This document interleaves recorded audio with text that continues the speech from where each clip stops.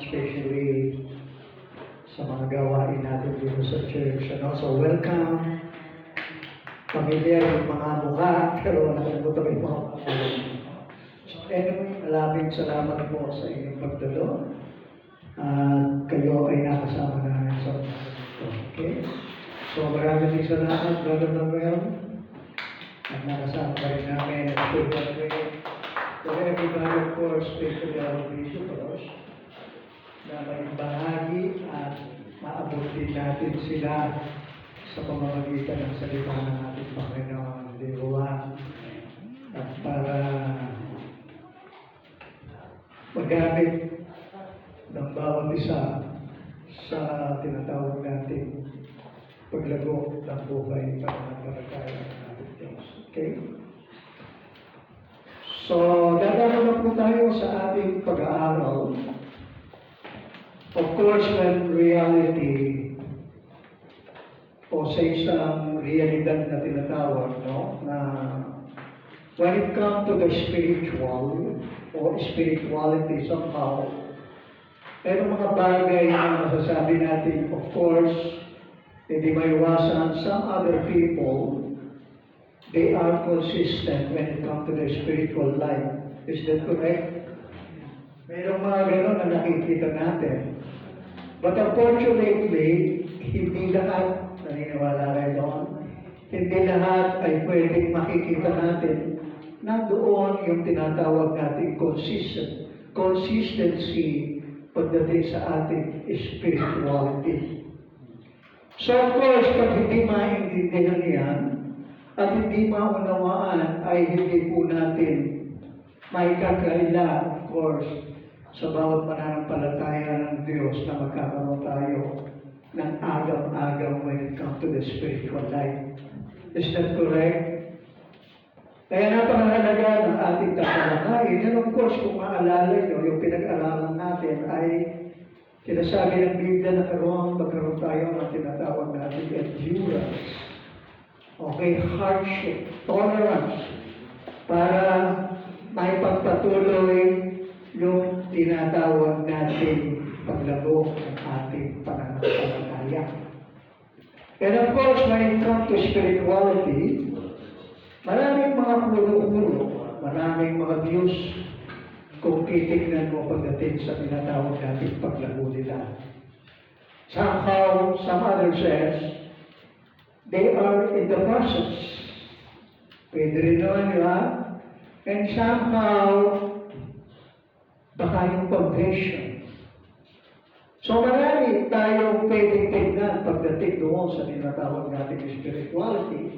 And yet, ang nakakagulat, para mas lalo nating maunawaan, kasi ang ating tatalakayin, yung tinatawag natin spiritual firmness. Nagiging sabihin pa ka mananatili sa kabila ng maraming pagsubok, sa kabila ng mga bagay na hindi mo nauunawaan sa mundong ibabaw na ito as being a Christians. Di ba?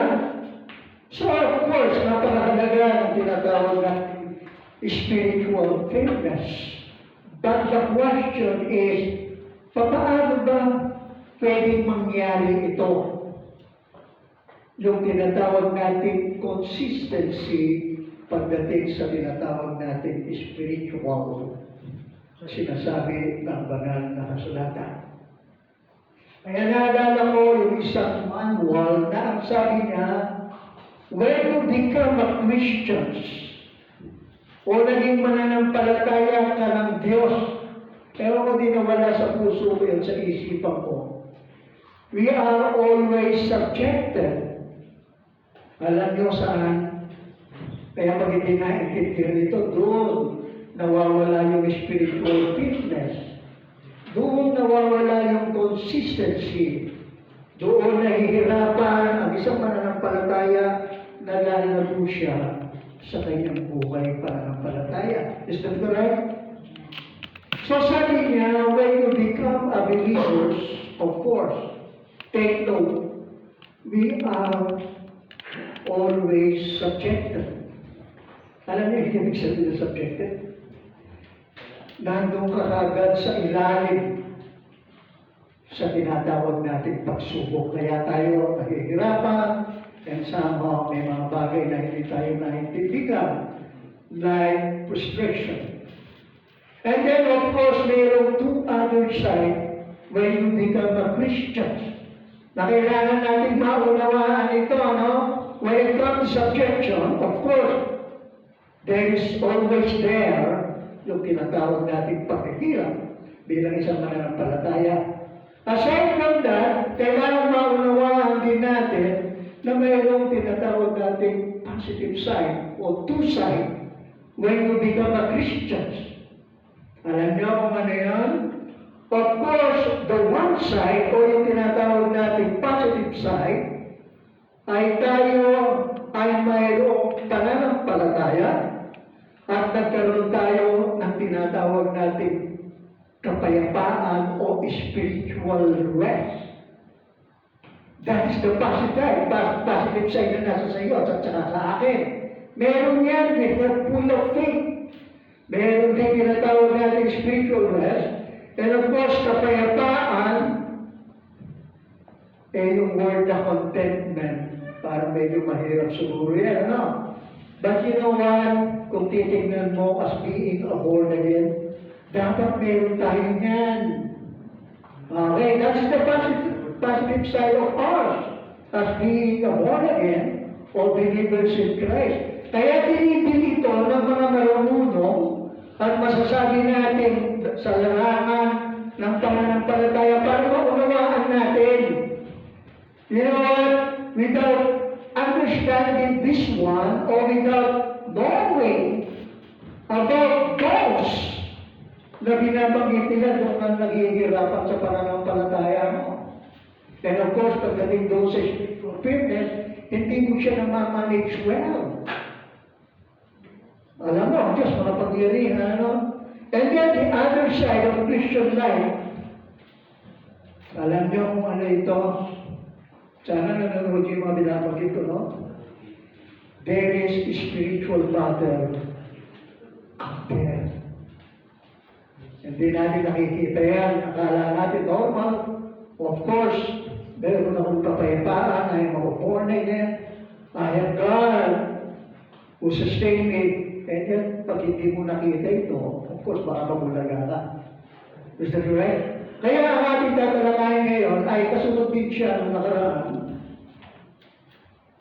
Turning point on your spiritual firmness. Pag sinabi natin firmness, consistent dapat. Yung bang consistency at saka tinatawag natin firmness, mahirap ba yun? Tingin nyo. Mahirap ba itong ikuunawaan o gawin ng isang pananampalataya sa Diyos? Remember, we have full of faith as part of Christianity. We have got our prayer. We have the scripture, of course. We have so many available resources in everything para hindi tayo mahirapan at hindi tayo mahirapan na mauunawaan ang tinatawag natin pananampalataya ng Diyos. Hindi ba? But the question is, eto parang nahihirapan ata ang tao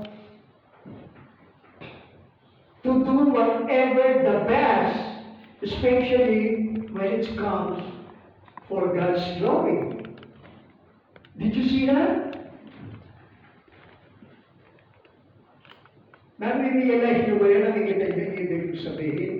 That's why, titingnan natin kung paano ang tinatawag natin spiritual firmness. Para kahit ano yung marinig natin, makita natin na minsan nakakapagbigay sa atin ng disappointment and somehow kalungkutan sa ating spiritual life. Di ba? Still you are there and filled for your faith. Gusto niyo ba yan?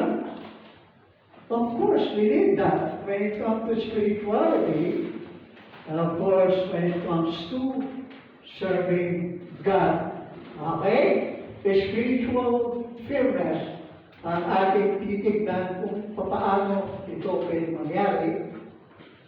At pwede ba itong mangyari sa isang pananampalataya? Maraming kahulugan yan eh. When it comes to spiritual relationship, when it comes to relational relationship, whatever relationship that we have right now, alam nga napakahalaga ng spiritual firmness. At kailangan maging malinaw sa bawat mananampalataya ng ating mga members. Okay? Ang ating text sa Ephesians chapter 6, 10 to 13. Ang sabi ng Bible,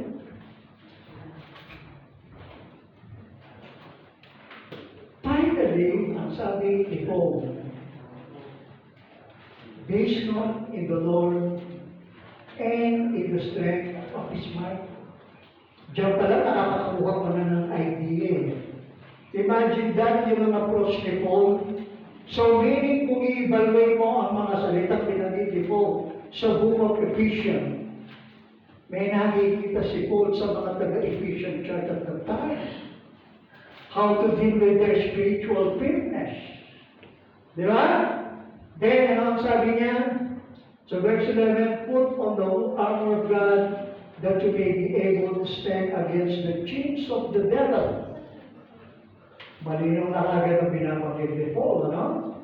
Then, in verse 12, for we do not wrestle against flesh and blood, but against the rulers, against the authorities, against the cosmic powers over this present darkness, against the spiritual forces of evil in the heavenly places. Di ba napakalinaw kagad yung challenge ni Paul tungkol sa tinatawag natin spiritual firmness at nagbibigay siya ng kaya how to deal with that. Kailangan maging malinaw yung Ephesians chapter 6 sa atin para kahit pa paano maintindihan natin yung gustong mangyari ng Diyos and somehow when it comes to frustration. Narinig ko na yung wife ko for almost 30 years daw niya ako pinag-chat siya. Did you see that? So of course, the spiritual firmness is there. Despite na nag-joke siya doon, no? Then, ano ang sabi ng verse 13? Therefore, take up the whole armor of God, that you may be able to stand the evil day and having done all to stand firm. Sabi po ng banal na kasulatan. Para maintindihan natin, of course, when it comes to Christianity, kailangan mayroong layunin niya na titignan natin bakit si Pablo binigit niya ang Ephesians chapter 6 verses 10 to 13. Di ba? Bakit binanggit niya yung mga verses? Bakit binanggit niya kailangan mong tumayo? Did you imagine that? Okay? So, titignan natin ano ba ang layunin ng Ephesian Church? At bakit si Pablo nagbigay siya ng hamon? At para maintindihan natin ang mga nangyayari sa ating paligid. Di ba? Para makita natin yung consistency. Ako minsan nag-iisip ako, di maintindihan. Di ko yung maunawaan. Well, of course, baka mag-challenge sa atin ito, right? Para maintindihan natin habang nabubukay dito, alam niyo ba na we are not accepted in everything? Even though you have work, even though somehow you have money, and somehow you have been in the social life, and yet, whether you like it or not, you are under restriction. Kaya napakahalaga sa Christian, nandoon pa rin yung hunger o tinatawag natin spiritual firmness natin bilang sa pananampalataya. So take note, ano ang layunin ng episode to the Ephesians? Para maunawaan ng Ephesian Church bilang mga mananampalataya ang posisyon nila kay Christ. Tingin niyo ang importante nun? Yung posisyon mo kay Christ. Did you see that? Ito yung layunin ni Paul sa mga Ephesian para maunawaan nila yung tinatawag natin spiritual firmness. Kahit may problema, may frustration, or testing in life somehow na hindi maiwasan, you are still there and consistent to your faith sa ating Diyos. Diba? So that's it. Ano ba ang ibig sabihin niya? Your position in Christ, and encourage them to walk accordingly. Para pag dumating yung pagsubok, dumating yung problema, sa purpose nito, malalaman nyo why somehow we are frustrated. Why somehow yung spiritual firmness natin di matapat. Alam nyo dahilan? Because of the position you have. Malinaw yan? So we need to clear about in yourself that position. Kasi alam ni Pablo yung makakapagbigay sa kanya ng kalakasan at pag-unawa. Of course, when it comes to frustration, when it comes to subjection, doon mo maiintindihan as being a believer. Did you get that? Okay? So it is very important to know this our strength and who is our enemy. Kailangan maunawaan din ng bawat Ephesian church yan. Kasi nung panahon na yun, ang problema din sila. They are not somehow, of course, based on the purposes na binigay ni Paul, beginning in verse 10, I believe there is something wrong with the Ephesian church at the time. Nakatulad natin. Naunawaan niyo ba? So, kailangan i-notice yung lakas. Tingin mo, mahina ka? Magilan, sabi ni Paul, kailangan i-notice yun. Yung lakas, and of course, the enemy. Ang sabi niya, para mas maunawaan ng bawat manampalataya who they are. Alam niyo yung posisyon ni Christ, napakahalaga niya. Para maintindihan. Kasi pag hindi malinaw ang posisyon ni Christ, alam niyo ba kung ano ang posisyon natin kay posisyon ninyo kay Christ? O yun, parang yan, remember, you are the child of God. Malinaw yun sa iyo. That is your position. Without noticing that position, naniniwala ka magkakaroon ng problema. Mahihirapan kang tanawin yung dapat mong tanawin tungkol sa Diyos. That's why one of the purposes we need to know is the strength and of course as well who is our enemy. Tingnan mo nga yung katabi mo, yan ba yung kaaway mo? Hindi mo. Just the name, matinitig mo si Brother Frank. Then of course, kung nakita yung purposes, si Paul nag-explain siya at nag-how siya. Yan ang ating titignan. How to deal with our spiritual firmness and of course our position in Christ. Gusto niyo ba yun? O bago ko siya bigyan ng pansin, huwag kayong mahiya, no? Born again ba talaga tayo? Yes! Tingnan mo, nag-amen kayo. Are you sure na ba? Yes! Di ba? Parang isa lang na tayo nag-yes. Parang dunay, di ba? You know what? Kaya lagi ko itong binabanggay kasi I believe ito yung mag-highlighted to you with your position in Christ. Malinaw? So sabi ni Pablo, para maipamukhay ang lahat, sabi niya, may encourage kang magkaroon ng foundation in your position in Christ. You recognize it well in your heart. Kaya naghamon siya how to deal with that. At titingnan natin, para siguro pagdating ng linggo ay masaya na tayo. Napansin natin na lupit ako kanina. Dahil nahilo ako kasi ng how many days. At buti pa lang ay buti. And of course, we thank God for that. Until now, I am alive. Di ba? At hindi na ako kinukuha pa. Lord, tumatawa si Mrs. Sabi na, Lord, kunin mo na yung okay. So, titignan po natin, na napakalaga ng mensahe ng Ephesians. Nakaka-relate po kayo sa sinasabi ko? So, anong pwede natin gawin? Based on the book of Ephesians, sa pamamagitan ng sulat ni Pablo, and of course, number 1, did you ever consider that? Yung identifying your power in Christ.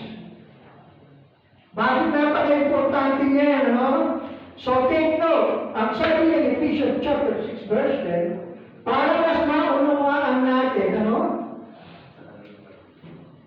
na ma-identify mo ang isang kapangyarihan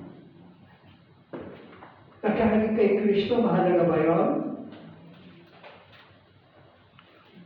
Diba ang mundo is full of frustration? Kung pwede lang, sana muli na tayo ni Lord eh. Ikaw, Sister Lisa, gusto ko magpunig ka na ni Lord. Ayaw pa na. Siyempre, sino naman ang gusto, di ba?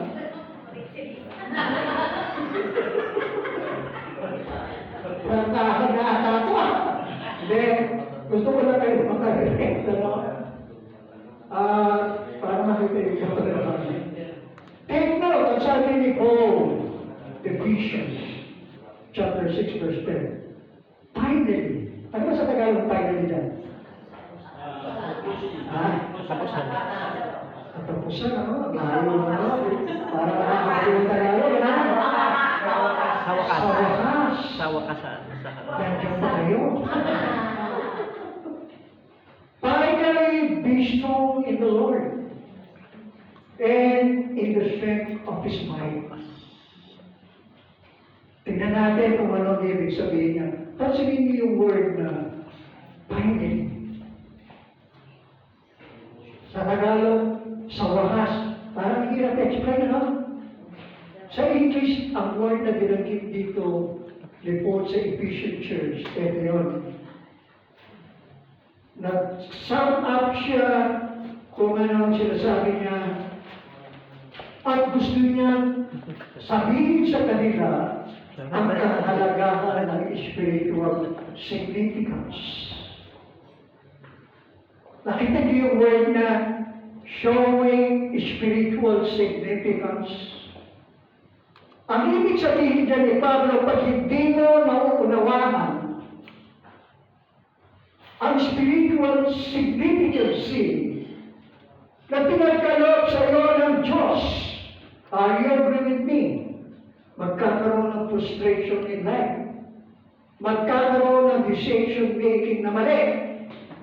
That's why sa Apostle Paul, sabi niya sa Ephesian Church, ay nag-sum up siya ng kanyang mga salita na napakahalaga ng spiritual significance. At itinaalala niya sa kanyang mga readers ang isang cosmic battle. Na ibig sabihin, huwag kang basta pakante. You need to be alert somehow, and we need to be ready with that. Kasi napakahalaga ng spiritual significance Napapasin mo, minsan matamlay ka, minsan parang wala kang gana. Kasi akala mo, ano lang yung spirituality. Did you see that? Pero si Pablo, ipinapakita niya na napakahalaga nito. Of course, when it comes to spirituality, I believe, alam niyo, walang pera dyan.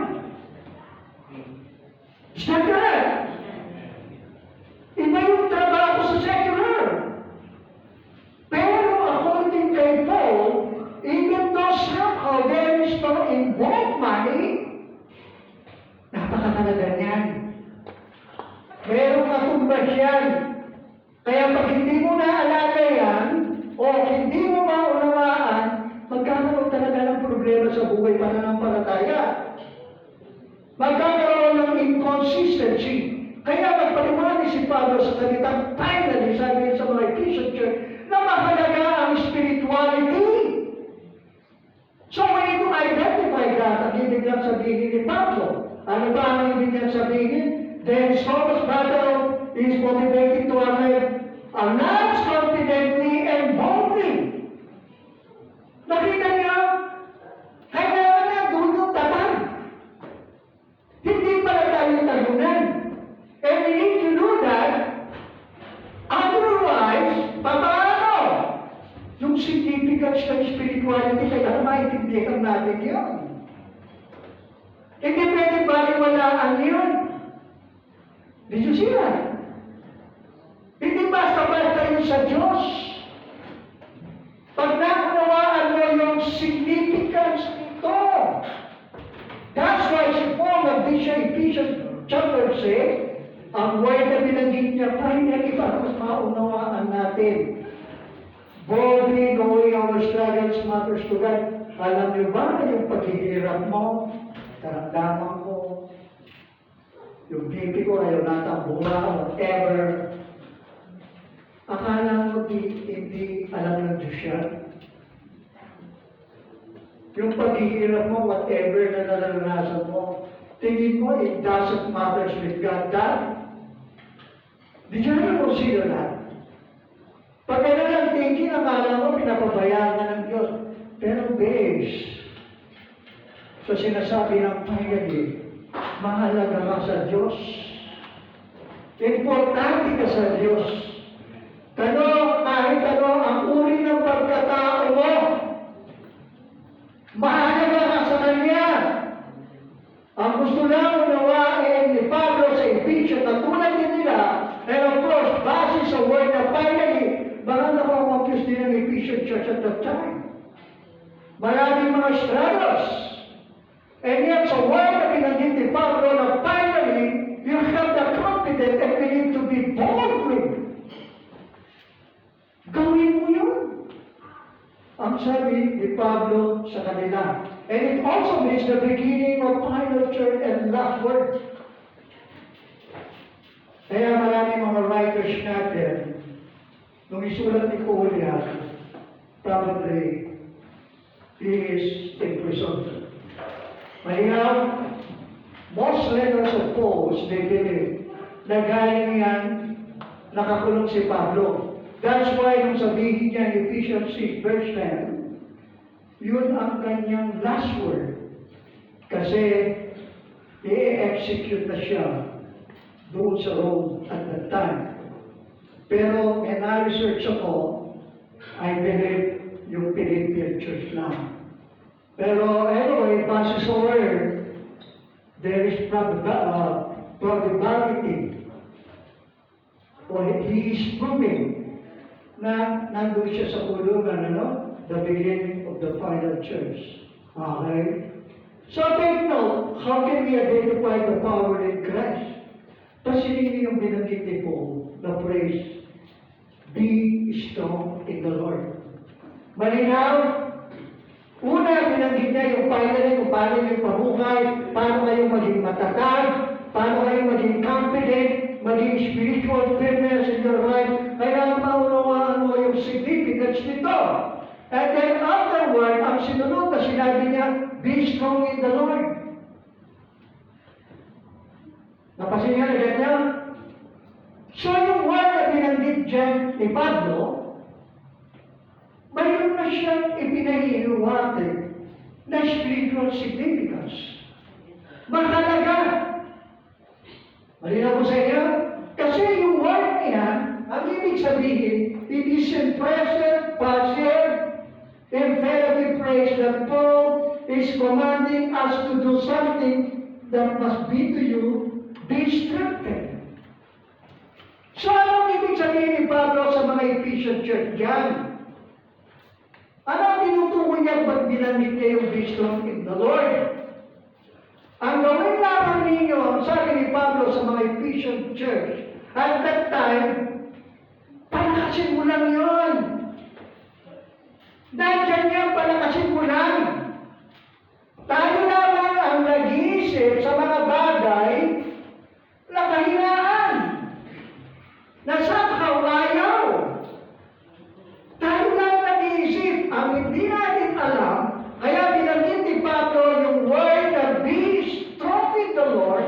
He believed that already, anytime the power comes from heaven, is there for us. Kasi binanggit niya yung phrase na be strong in the Lord. Palagpakan po natin ang ating Panginoon. Kaya kung palalakasin mo yung pananampalataya mo, naniniwala ka doon, are you agree with me now? Yung tinatawag natin spiritual firmness, hindi mahirap. Pagiging dedicated, hindi mahirap. Did you imagine that? Kasi siguro alam niya yun. Kaya binanggit niya yung be strong in the Lord. Okay? Ano pa ang ibig sabihin na? Paul encouraged us that the source of power is in Christ. Kaya nandun pa rin yung spiritual significance eh. Ganun kahalaga kina Pablo ang nakay Kristo. Merong katotohanan yun. Kaya ini-encourage niya ang mga taga-Ephesian that there is source out there. There is power out there. Na nandyan sa atin ang gawin lang, palakasin mo yun. Malinaw ko sa inyo, that's why yung praise na binanggit ni Pablo, be strong in the Lord. Mayroong source siya. And then, there is an external power source that infuse us in the Lord and in the strength of His might. Nandiyan yan ang gawin lang, ang kapangyarihan ng Diyos, sabi na sa Ephesian Church. Nandiyan yan, yung kalakasan ni Christ, nandiyan yan. Yung spiritual firmness, nandiyan yan. Ano man ang discouragement, ano man ang frustration, ano man ang problema, in a different way, mananalo ka. Naniniwala ba kayo doon? You will be an overcomer. Why?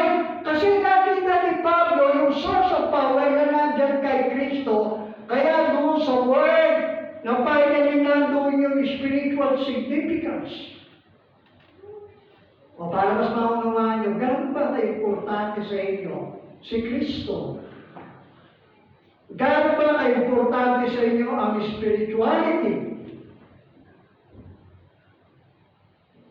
Kasi kung hindi gano'n ang thinking and understanding natin, maniniwala ka na yung consistency, mahirap. Are you following me? Di ba napaka-boldly po? Kaya kung titignan mo Ephesians chapter 6, we need to identify lang yan. You need to analyze with yourself na may kapangyarihan pala si Kristo na nasa atin. Pero naniniwala na naligtas ka, pupunta ka ng langit. Bakit hindi ka maniwala doon sa kapangyarihan ni Kristo na nasa sa iyo? Imagine that yung strength nandyan yan, nandyan yun. Alam niyo yung frustration, bakit nangyayari yan? Yung inconsistency nangyayari yan, ano ang reason?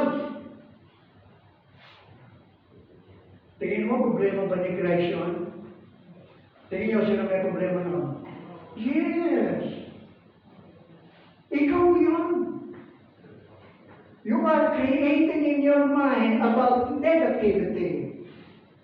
And yet, si Pablo, alam niya na there is might, there is power out there coming from Christ. Sayang naman yung pagiging anak ng Diyos. Amen? Palakpakan natin po si Lord.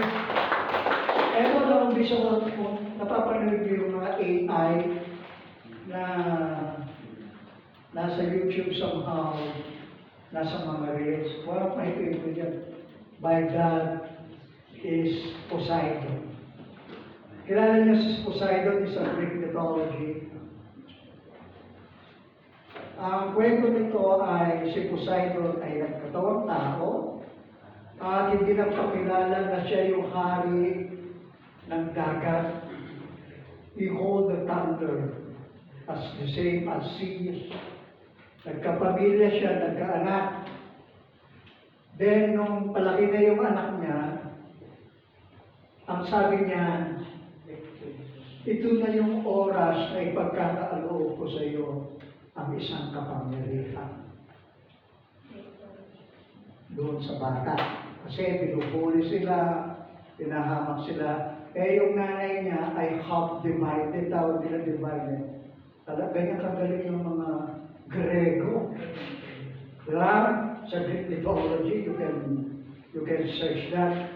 Tinawagan niya yung bata. Meron kang bloodline na galing sa atin. Asakin.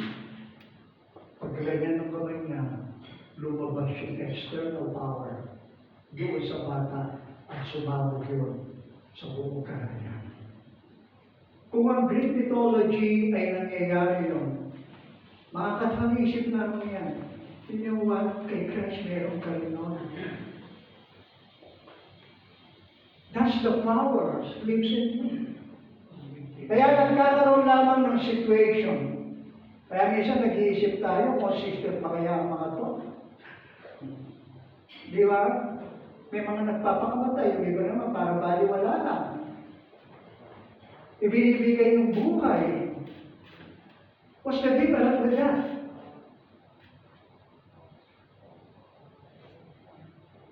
Take note, ako nga ibig sabihin. I-check mo yun. Mahalaga yun sa buhay natin. Na ipagkakaroon ng ating Panginoon. Ang word na binanggit lang dyan, be strengthened with God. Nagpuplow yan sa ating bloodline. Dahil tinubos tayo ng Diyos sa ating mga kasalanan. Kaya nga, nabuksan ang langit para makapasok ka.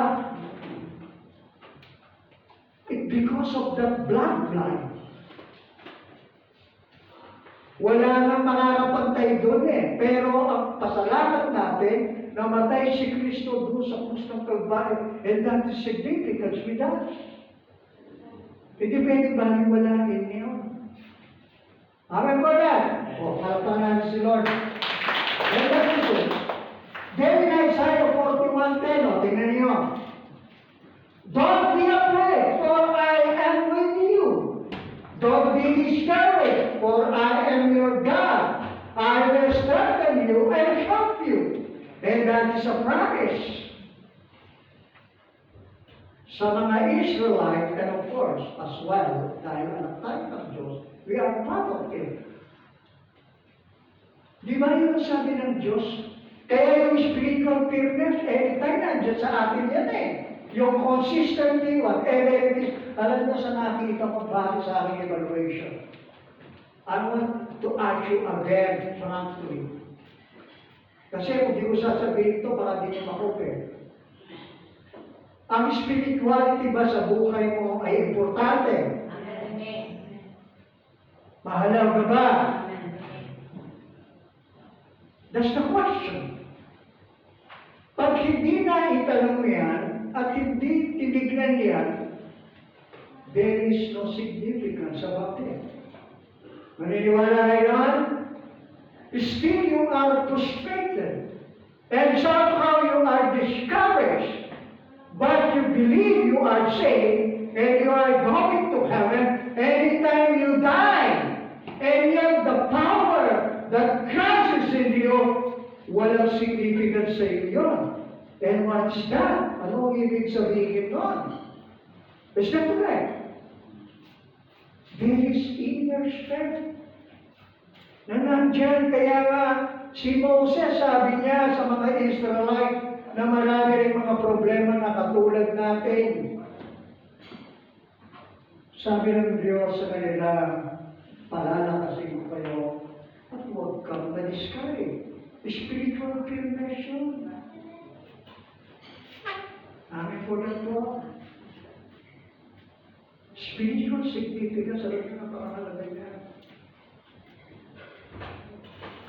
For my calling, alam niyo kung ilan na akong taon sa ministry business. So, mga 30 years na ako. I know more than 30 years. Kasi si Kim, 29 eh, pastor na ako eh. Pero hanggang ngayon, nandito pa rin ako, nag-reading ko. Iba-iba na yung nararamdaman, may BP, may cholesterol, may problema.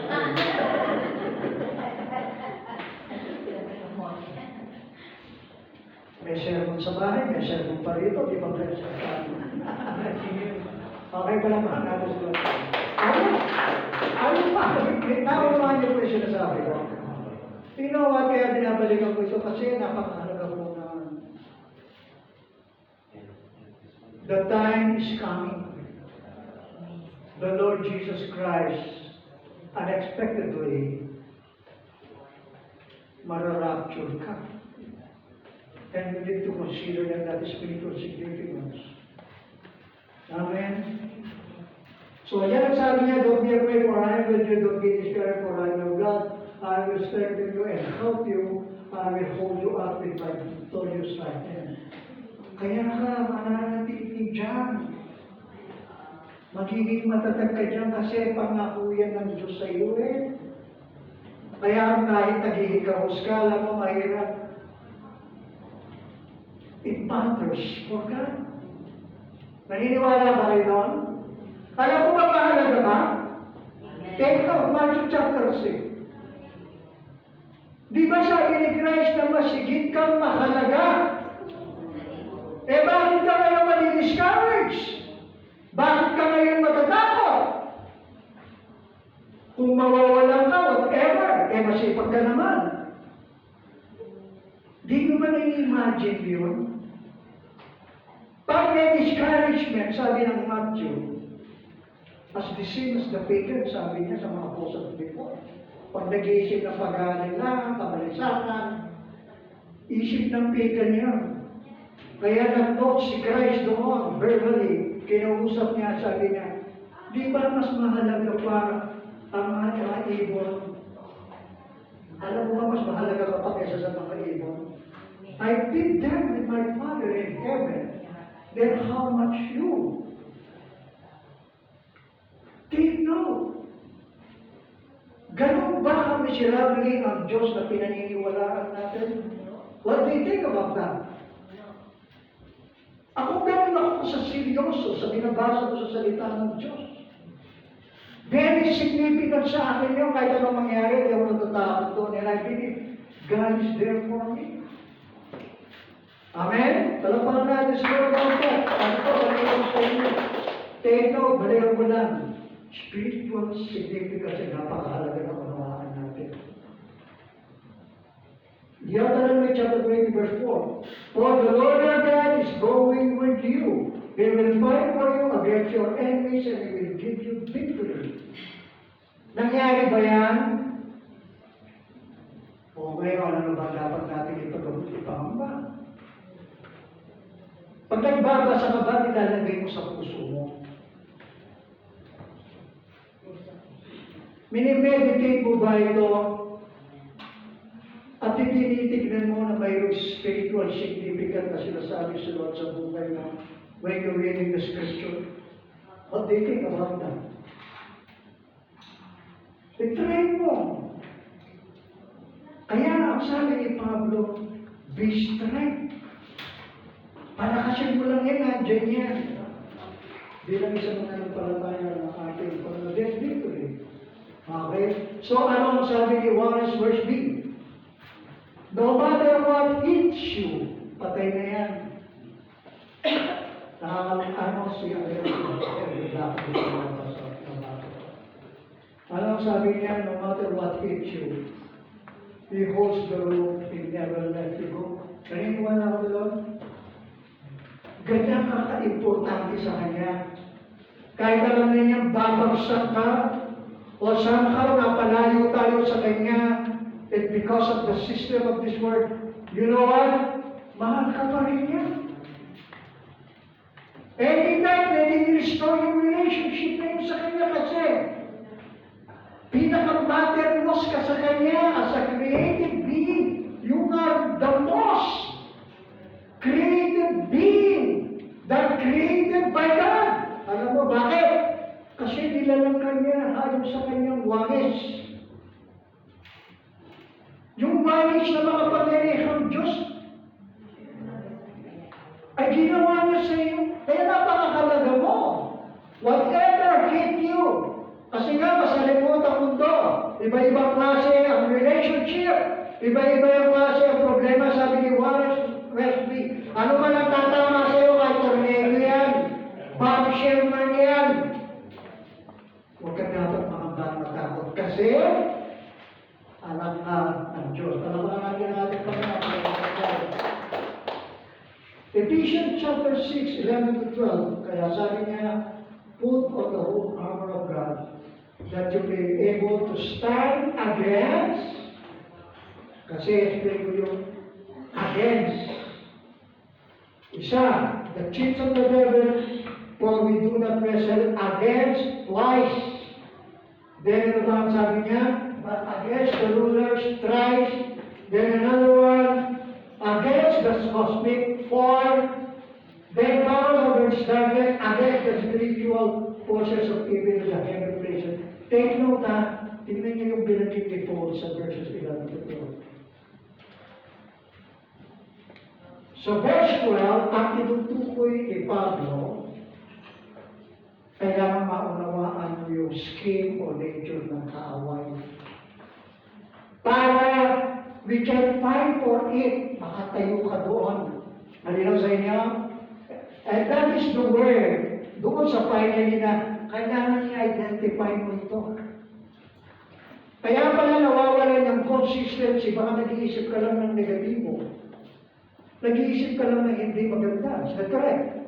Pero sabi ni Paul, base sa verse 11 to 12, especially verse 12, Paul need to understand the nature of one and need to know our enemy. Kasi yung verses 11 to 12, ito yung binasa ko lang, yung against.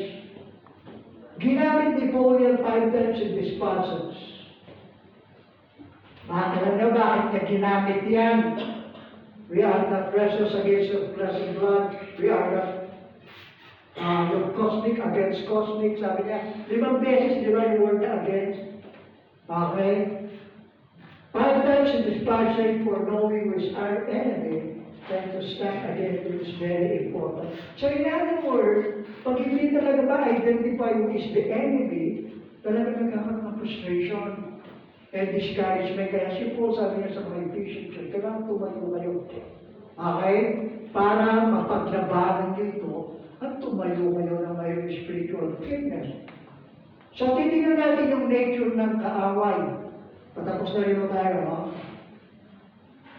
Ang sabi ni Morgan Maitland, we must exercise great biblical discernment and caution to be on alert against the enemy. Nasusubukan niya yan. Halimbawa yung hindi ka nagiging fair sa ginagawa mo sa Diyos. Nasubukan mo ba ang dinidiscern yan?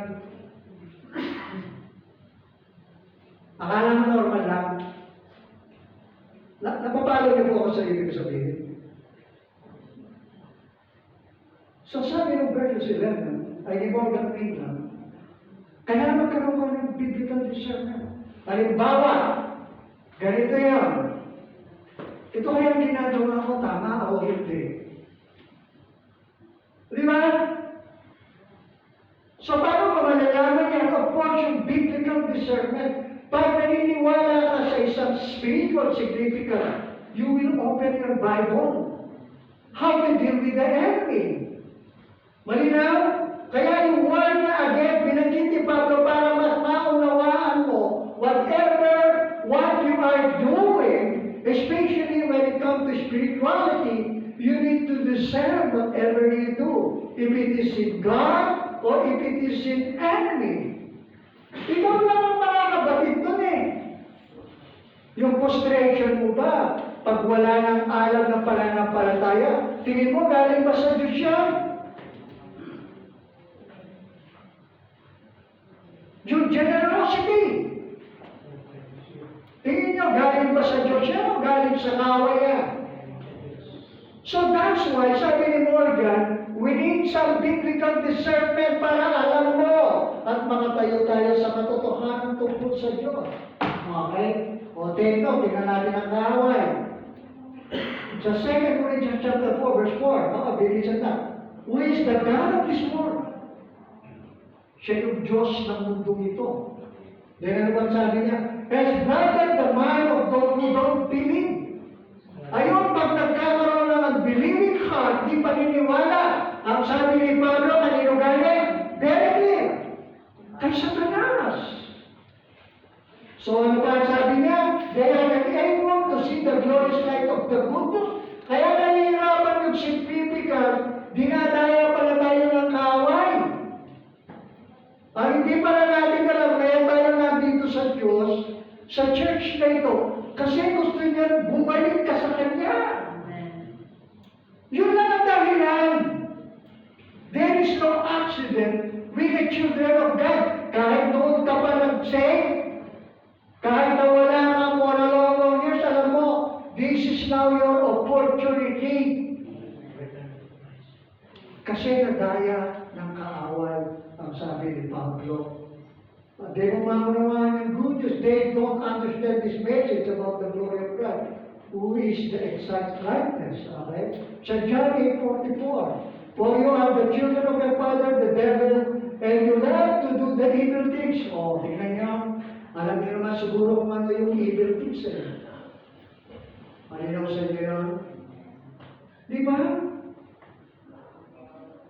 Kaaway yun. He was a murderer from the beginning. He was always hated the truth. Ayaw niya ng significance. Pinanghihinaan ng Lord, nag-frustrate ka, dami mong iniisip. Okay? So that is it. Binanggit niya ng Biblia, binanggit niya ni Pablo para ma-identify mo yung nature ni Satan sa buhay mo. Amen po. Frustration, pagkawala ng gana, sa isang pananampalataya. Ano ba sabi niya? He is a liar and the father of lies. O, mababanggit ako. Karamihan ito yung nakikita, boring sa church. There is no excitement in the church. Totoo ba yan? Alam mo saan galing yan? Kasi lumalingan yun. Dito mas okay dito ka na lang. Amen. Ganun ang kaaway, alam nyo ba yan? Di ba sabi niya kay Eve, kainin mo to, masarap ito, magiging Diyos ka dito. Excited naman. Nung kainin niya, naging Diyos ba? Hindi, kinaboy siya doon sa kasalanan. And that's a lie. Amen? Another example sa ating Panginoon. And that's it. You need to change that. Kung may trabaho ka man, wala sa devotion. Basa ka lang. Para magkaroon ng biblical discernment. Last one, kay Morgan Maitland. We have an active enemy, a master strategist. He is working to introduce fear. Kaya pag nag-aalala ka, nababalisa ka, nag-aalala ka, sino nag-introduce nyon? Sabihin ko si Brother Mark. Yan ang sinasabi ng kaaway sa iyo. Kaya ako nga noon sa seminar namin sa Baguio, I think that is David Samra, almost 2 hours kaharap ko pa naman. Hindi ko wala natutulog na pala ako. Hindi ko nakansya yung mga mensahe na magaganda. Hindi siya ganun ang kaaway. Yung glorious na ipagkakaroon sa Diyos. If you are sensitive sa Kanyang Word, alam mo ang dapat sa atin yun. Pakinabang sa iyo yun. Na pagdating ng araw, yung glorious ng ating ating Panginoon ng makikita mo. So ano bang sabi niya? He is working to introduce faith, to discourage faith, to keep you comfortable behind the screen. Ayun, ay easy ka lang. You are very comfortable what you are doing. And yet, without the biblical discernment, what's wrong with us now? Di ba nagiging irresponsible tayo? Ayaw na na! Di ba masakit yun? Gagawin ba ni Grace na maging responsable ka? Never! Kasi alam na nagagiti ka niya. Kaya pag nagwala yun at napabayaan nyo, ayun, ito yung sinasabi ni Morgan. So that when life's attack hits you between the eyes, sabi na, you don't even know it's coming. Di ba totoo? Nandiyan na pala siya. Kalong-kalong na siya. At sobrang na siya minamahal. Magkatatawa ko ito, di ba? No one will know that. That is already done. Kung hindi ka correct. Napaka natin siya. Kaya ba yan, kung natin siya masalang dito eh. He cannot take the church. Oh, Matthew 16 yan. Alam nyo, hindi niya kaya buwagin ang iglesia ng Diyos. Naniniwala kayo doon? Guarantee, Matthew 16 yan ha. Pero sabi ni Morgan, take note. Hindi niya kaya buwagin ang mga anak ng Diyos. But, he can the culture. Ano yung sabihin niya? Gagamitin ng kaaway ang sistema ng mundo para mailayo ka sa Diyos, para maging responsable ka sa Diyos. Take note about that. Yun ang gagamitin niya. Yun ang nakikita ni Morgan sa buhay ng isang pananampalataya. Kahit anong gawin sa iyo ng kaaway, hindi ka masisiraan. Hindi ka niya pwedeng kunin. At nandun ka sa mga kamay ng Diyos. Unless, kung hindi ka naging aware sa mundong nasa paligid na ito. And that is the culture. Baka yan ang gamitin ng kaaway sa iyo para yung glorious at gagawin mo sa Panginoon ay hindi mo magagawa. Tumayo po tayong lahat at tayo ay nagalangin sa Diyos.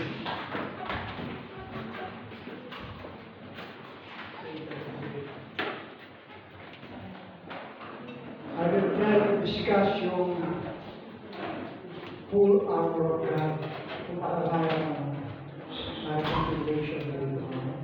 Okay, let's pray. Pagay po Lord sa iyo. Nagpapasalamat sa iyo. Upang magkaroon kami ng spiritual firmness. Kasi Lord, we are tired. Ang ganda naman ng mga mensahe mo, Panginoon. Ramdam namin yung kapangyarihan na sinasabi mo, Diyos. Especially in the book of Ephesians. Nagpapaliwanag ka ng katotohanan, Panginoon. Na sa larangan ng spirituality,